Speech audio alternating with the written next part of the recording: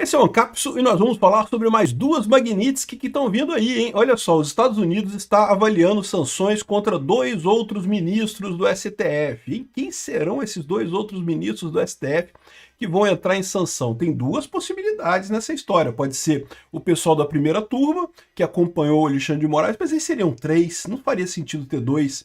Ou pode ser aqueles que têm apoiado mais abertamente o Alexandre de Moraes. E aí, nesse caso, eu prevejo que o retiro espiritual de um determinado ministro aí vai ser bastante doloroso, vai ser muito duro esse retiro. Haja espiritualidade para passar esse retiro espiritual do ministro. E tem um outro também que tem uma universidade em Lisboa, que eu acho que também vai sofrer bastante. E nós vamos falar também sobre o Lula, que o Lula diz que quer salvar o Alexandre de Moraes da Magnitsky. Lula, meu amigo, a Magnitsky está para aumentar, meu amigo. Agora mal começou a Magnitsky, vocês não quiseram ainda acabar com o erro de vocês, com o processo absurdo contra o Bolsonaro, né? A Magnitsky mal começou. Acho pouco provável você salvar alguém, tá? Até porque, a gente vai falar um pouco também, esse negócio do encontro dos dois, não vai acontecer. O Lula tá morrendo de medo, tá fugindo, né?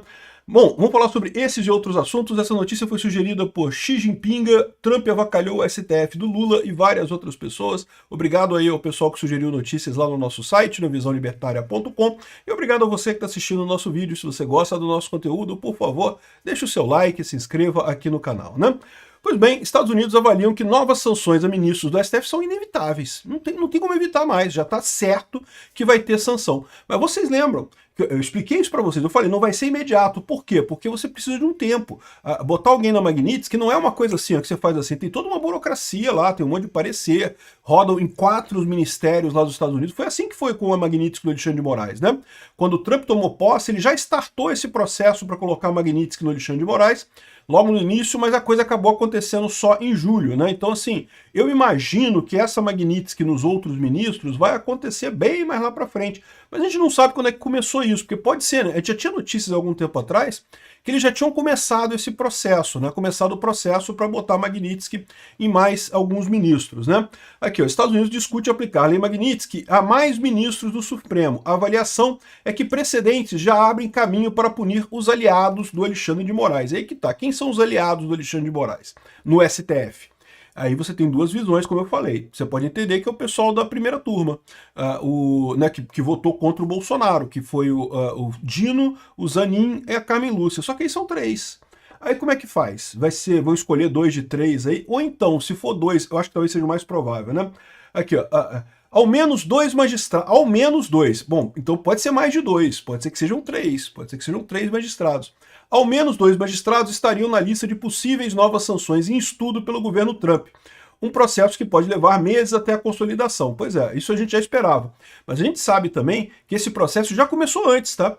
Não começou agora, não, né? Começou antes, quando logo que o Alexandre de Moraes foi colocado na Magnitsky, e a expectativa era que, bom, se realmente o pessoal admitisse o erro e parasse com essa porcaria desse processo totalmente maluco contra o Bolsonaro, que não tem lógica nenhuma, que eles fariam, né? Deixa pra lá, não tem a Magnitsky então. Mas como o pessoal resolveu encarar, bom, então beleza, vamos em frente, né?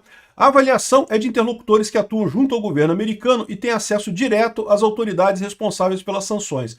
Ou seja, o que ele está dizendo aqui é que não é diretamente, não é o Eduardo Bolsonaro e o Paulo Figueiredo falando isso, né? Que você poderia entender que eles estão dizendo isso para pressionar aqui o STF e coisa e tal, mas não é isso. A gente lá que tem contato lá às autoridades americanas. O entendimento é que os precedentes já aplicados abrem margem para medidas contra ministros que apoiam publicamente o Alexandre de Moraes. Ah, então é isso. Então é isso daí, é Barroso e Gilmar Mendes. Barroso e Gilmar Mendes são os dois ministros que têm apoiado abertamente Alexandre de Moraes nessa parada e devem ser os dois que vão tomar no toba, né? Interlocutores avaliam que 2 ministros podem ser enquadrados no entendimento do secretário do Tesouro americano, Scott Bessent, de que atuam em apoio ao que ele considera uma violação de direitos humanos cometida por Moraes. Então repara, talvez isso seja até a questão de agilizar o processo, porque, de novo, não é que eles tenham cometido a violação de direitos humanos. Porque se você parar para pensar, o que está sendo acusado aqui é o Alexandre de Moraes de cometer a violação. Ele já foi concordado, já tem o consenso de que ele violou direitos humanos, né? A esposa dele, por exemplo, entrou na lista como alguém que dá auxílio ao Alexandre de Moraes, né? E agora os dois outros ministros também que vão entrar nessa lista, que eu não sei, não tenho o nome dos ministros, mas eu imaginaria que seria o Gilmar Mendes e o Barroso, que são justamente os que são mais vocalmente apoiam mais vocalmente o Alexandre de Moraes, né? E isso daqui também traz um outro subtexto nessa história toda, que o Barroso está pensando em desistir do STF, em sair do STF. Ele já falou isso. E eu conversei com vocês quando eu falei sobre isso, né, sobre essa possível saída do Barroso do STF, que não faz muita diferença para a gente, para a direita. Agora, eu acho que o Barroso não vai sair. E por que eu acho que o Barroso não vai sair do STF? Porque a leitura dele é justamente essa. Eu estou para receber uma Magnitsky. E se eu estou no STF, eu pelo menos tenho como negociar alguma coisa, tentar algum acordo para me livrar disso. Se eu saio do STF, eu vou tomar uma Magnitsky no rabo e não tenho o que fazer, porque agora eu sou só um juiz aposentado, não tem mais nada, aí eu vou me fuder aqui, não tem mais o que fazer, vou quebrar completamente. Hoje, o Banco do Brasil e outros bancos aqui no Brasil, né, eles têm receio de encerrar a conta do Alexandre de Moraes, de encerrar a conta do Barroso e de outros ministros, porque que o STF pode dar uma ordem proibindo isso, né? Mas o Barroso, uma vez que ele já não é mais juiz do STF, né, fica um pouco menos, fica mais complicado para ele, né? Então, ou seja, o que eu acho que vai acontecer nessa parada é que o Barroso não vai querer sair, não. Não vai querer sair exatamente porque isso, ele ficar como ministro, dá uma proteção para ele mesmo. Se ele sair agora, ele fica frágil perto das sanções da Magnitsky, que existe uma chance sim de chegar nele, né?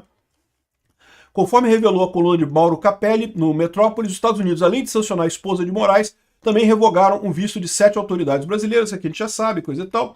O ministro Barroso, na café da manhã com jornalistas na última sexta-feira, afirmou que aguardava conversas do presidente Lula com o governo Trump.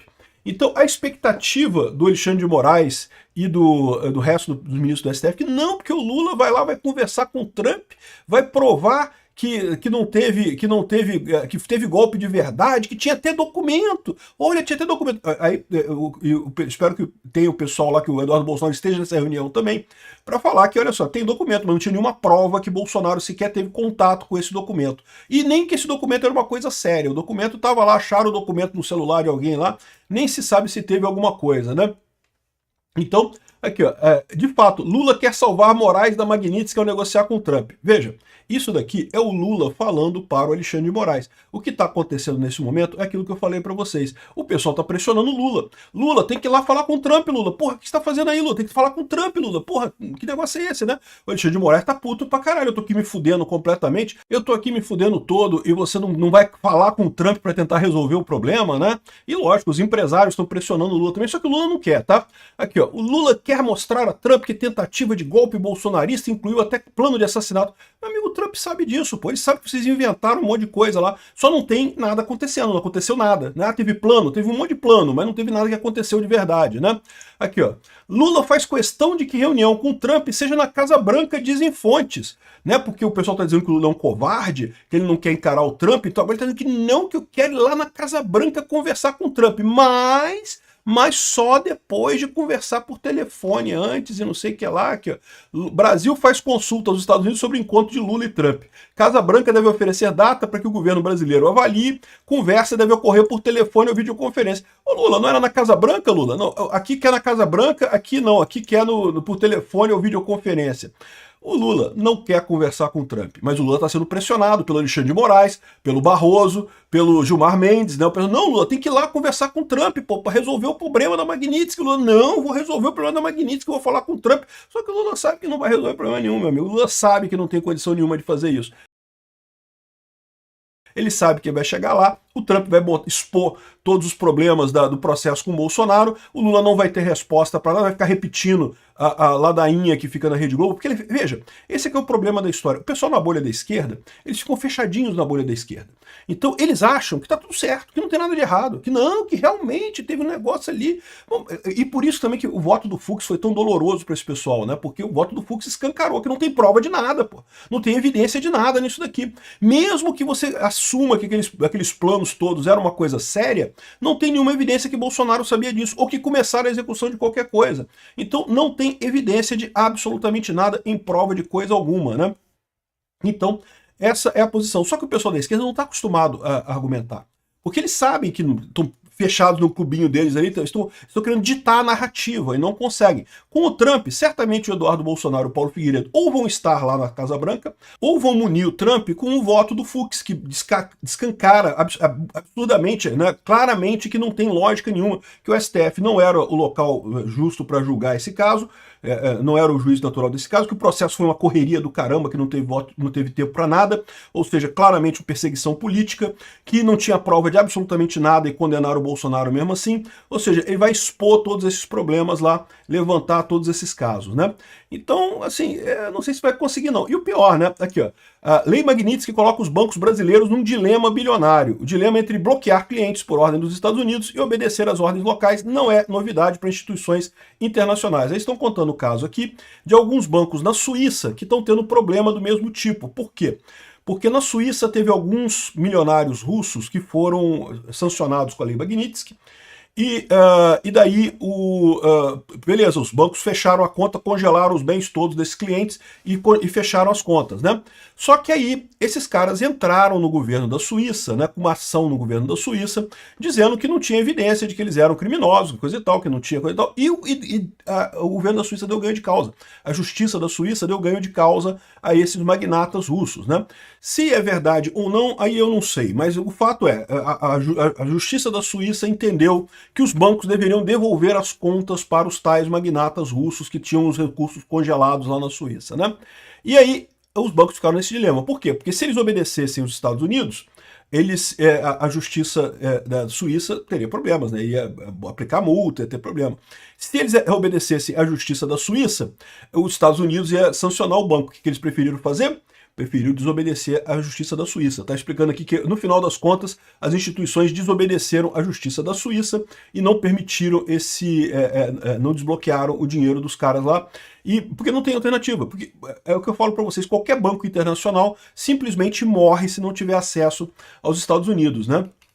E aí ele está falando aqui que tem um problema também do Tribunal Penal Internacional, que está com esse mesmo dilema, né? O Tribunal Penal Internacional fica na Holanda e o Trump mandou sancionar tudo, fecharam as contas de todo mundo lá no Tribunal Penal Internacional e o pessoal está desesperado. O Tribunal Penal Internacional em si foi sancionado, né? Lá é mais do que o Alexandre de Moraes, aqui foi um juiz que foi sancionado, lá foi o tribunal inteiro sancionado. E daí o que eles estão fazendo é justamente arrumando um banco local para tratar as contas do tribunal, para poder os bancos normais lá da Holanda descartarem. É aquela solução que o pessoal do STF não gostou, deles usarem o Sicoob ou qualquer cooperativa aqui no Brasil para fazerem, né, para terem a conta deles sem interferência dos Estados Unidos, né?